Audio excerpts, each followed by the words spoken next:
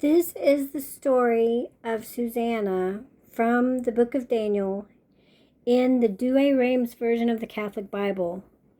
And the Protestants don't know this one. If you're a Protestant, if you were raised with a Protestant Bible, if you're more familiar with any of the King James Version or any of the versions after that, then you may want to listen to this, because this used to be in every Bible. And I can tell you right here, it says, this history of Susanna in all the ancient Greek and Latin Bibles was placed in the beginning of the book of Daniel till St. Jerome. In his translation, he detached it from there because he did not find it in the Hebrew, which is also the case of the history of Bel and the Dragon. That's another story in here, Bel of the Dragon. But both the one and the other are received by the Catholic Church and were from the very beginning a part of the Christian Bible. So I'm just going to read this to you guys. And if you're doing chores or something else, you can just, listen, and you don't even have to look. But if you want to, you can read along with me, because I'm going to show it here. Okay, they put it in, not in the beginning of Daniel, and this one they have it in chapter 13. But normally it was in the beginning of the book of Daniel in the Bible. Now there was a man that dwelt in Babylon, and his name was Joachim. And he took a wife whose name was Susanna, the daughter of Helcias, a very beautiful woman, and one that feared God. For her parents, being just, had instructed their daughter according to the law of Moses. Now Joachim was very rich and had an orchard near his house. And the Jews resorted to him, because he was the most honorable of them all. And there were 2 of the ancients of the people appointed judges that year, of whom the Lord said, Iniquity came out from Babylon from the ancient judges that seemed to govern the people. These men frequented the house of Joachim, and all that had any matters of judgment came to them. And when the people departed away at noon, Susanna went in and walked in her husband's orchard. And the old men saw her going in every day and walking, and they were inflamed with lust towards her. And they perverted their own mind and turned away their eyes, that they may not look into heaven nor remember just judgments. So they were both wounded with the love of her. Lust. And I added that part. Yet they did not make known their grief one to the other. For they were ashamed to declare to one another their lust, being desirous to have to do with her. I guess that's what they called schmecks, to do. And they watched carefully every day to see her. And one said to the other, Let us now go home, for it is dinner time. So going out, they departed one from another. And turning back again, they came both to the same place. And asking one another the cause, they acknowledged their lust. And then they agreed upon a time when they might find her alone. Okay. And it fell out, as they watched a fit day, she went in on a time, as yesterday and the day before, with 2 maids only, and was desirous to wash herself in the orchard, for it was hot weather. And there was nobody there but the 2 old men that had hid themselves and were beholding her. So she said to the maids, Bring me oil and washing balls, and shut the doors of the orchard, that I may wash me. And they did as she bade them, and they shut the doors of the orchard, and went out by a back door to fetch what she had commanded them. And they knew not what the elders were hid within. They knew not that the elders were hid within. Now when the maids were gone forth, the 2 elders arose and ran to her and said, Behold, the doors of the orchard are shut, nobody seeth us, and we are in love with thee. Wherefore consent to us and lie with us. But if thou wilt not, we will bear witness against thee that a young man was with thee, and therefore thou didst send away thy maids from thee. Susanna sighed and said, I am straitened on every side, for if I do this thing, it is death to me, and if I do it not, I shall not escape your hands. But it is better for me to fall into your hands without doing it than to sin in the sight of the Lord. With that, Susanna cried out with a loud voice, And the elders also cried out against her. And one of them ran to the door of the orchard and opened it. So when the servants of the house heard the cry in the orchard, they rushed in by the back door to see what was the matter. But after the old men had spoken, the servants were greatly ashamed, for never had there been any such words said of Susanna. And on the next day, when the people were come to Joachim, her husband, the two elders also came full of wicked device against Susanna to put her to death. Let me just pause here and say they're doing all this because they were trying to force her to, have relations with them. And she wouldn't. So now they're against her. Okay. It sounds very familiar to things that happen even to this day. Okay, and let's get back into it. And they said before the people, "Send to Susanna, daughter of Helcias, the wife of Joachim." And presently they sent. And she came with her parents and children and all her kindred. Now Susanna was exceedingly delicate and beautiful to behold. But those wicked men commanded that her face should be uncovered, for she was covered, that so at least they might be satisfied with her beauty. Therefore her friends and all her acquaintance wept. They cried.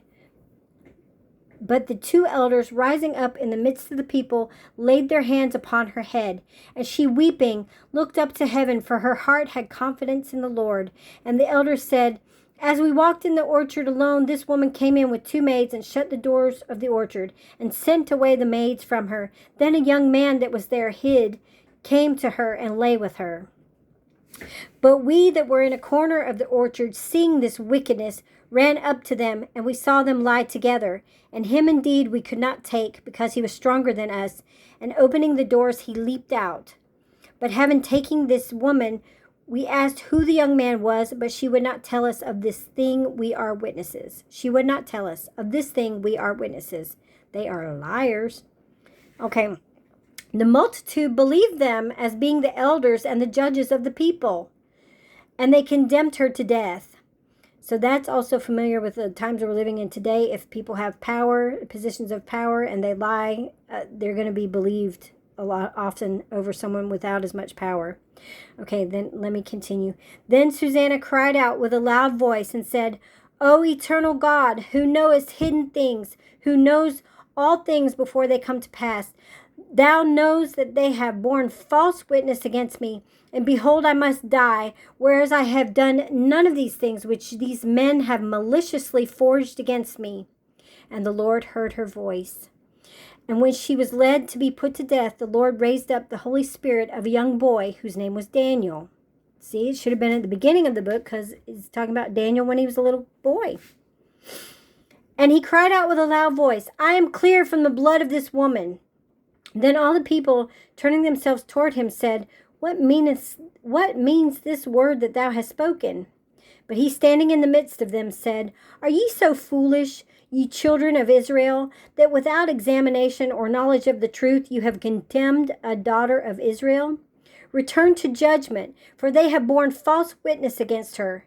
So all the people turned again in haste, and the old men said to him, "Come and sit thou down among us, and shew it to us, seeing God has given thee the honor of old age."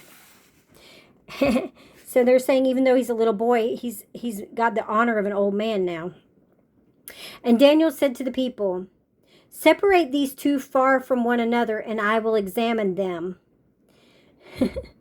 So when they were put asunder one from the other, he called one of them and said to him, "O thou art grown old in evil days, now are thy sins come out, which thou hast committed before, in judging unjust judgments, oppressing the innocent, and letting the guilty to go free. Whereas the Lord saith, the innocent and the just thou shalt not kill.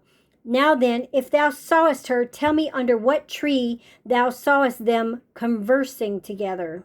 He said, "Under a mastic tree." And Daniel said, "Well hast thou lied against thy own head, for behold, the angel of God, having received the sentence of him, shall cut thee in two." And having put him aside, he commanded that the other should come. And he said to him, O thou seed of Canaan, and not of Judah, beauty hath deceived thee, and lust hath perverted thy heart. Thus did you do to the daughters of Israel, and they for fear converse with you. But a daughter of Judah would not abide your wickedness. Now therefore tell me, let me just pause right there, because he's saying that he did it to other women, that they feared, so they just gave in and did what they wanted, basically raped. Okay. Now therefore tell me, under what tree did thou take them conversing together? And he answered, under a holm tree. And Daniel said to him, well hast thou also lied against thine own head, for the angel of the Lord waiteth with a sword. He waiteth with a sword to cut thee in two and to destroy you. With that, all the assembly cried out with a loud voice, and they blessed God and saveth them that trust in him. And they rose up against the two elders, for Daniel had convicted them of false witness by their own mouth. And they did to them as they had maliciously dealt against their neighbor, to fulfill the law of Moses, and they put them to death, and innocent blood was saved in that day. But Helcias and his wife praised God for their daughter Susanna, with Joachim her husband, and all her kindred, because there was no dishonesty found in her. And Daniel became great in the sight of the people from that day and thenceforth. And King, I don't know how to say this, but I'm going to try, Astyages was gathered to his fathers, and Cyrus the Persian received his kingdom. Isn't that a wonderful story? So in case you didn't understand some of the old English language that was in there, basically Susanna went into an orchard to wash herself. Two dirty old men that were judges and leaders and elders of the people, who had done this to other women before, had threatened them and said, well, if you don't do it, we're going to tell everyone you did. And that same thing happened to me when I was just a child. But basically they graped these other women, and it would have happened to her too, but she said, I'm not going to do it. You're just going to have to put me to death. She was like, I'd rather die. I'd rather die than be with you wrinkly old, wrinkly old perverts. Anyway, So they brought everybody against her, and they were gonna assassinate her for a crime that she didn't commit. And thankfully, God saved her, and he caused Daniel, a prophet, to speak on her behalf and speak for God's voice. And what is really interesting about this is that God does care. He does not want women to be abused. And there's I'm going to talk more about this in another video, but there is a lot of misogynistic men out there who claim to be Christians, and they're trying to use certain passages in the Bible against women to say that women should not have equal rights, that women have to do whatever men want, and yada yada. And it's just not true. Like, God has always loved women, and in fact, God, he says in the beginning that he's both male and female. So God is not a man, and he's more than both a man and a woman. But he has both masculine and feminine qualities, and he says that in the book of Genesis, that man was made in the image and likeness of God. Male and female created he them. So anyway, that's all I'm going to say about this one. But that is Susanna, the book of Daniel, in the Douay Rheims version of the Catholic Bible. And I hope you have a blessed day.